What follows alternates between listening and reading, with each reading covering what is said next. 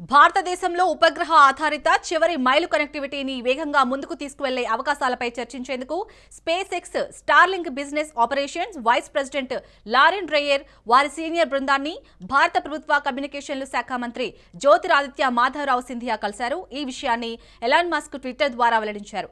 Musk టీంను కలవడం ఆనందంగా ఉందన్నారు. డిజిటల్ గా సాధికారతలో భాగంగా ప్రధానమంత్రి నరేంద్ర మోడీ గారి దార్శనికత సాధించేందుకు స్పేస్ ఎక్స్ స్టార్లింక్ సహకారం తీసుకుంటామని జ్యోతిరాదిత్య ఈ సందర్భంగా చెప్పారు. దేశంలోని మారుమూల గ్రామాలు, ప్రాంతాల్లో ఇంటర్నెట్ ని వేగంగా అందించడంతో పాటుగా కష్టమైన ప్రదేశాలు కూడా వేగవంతమైన ఇంటర్నెట్ ని పొందేందుకు ఉపగ్రహ సాంకేతికత సహకరిస్తుందని ఆయన చెప్పారు.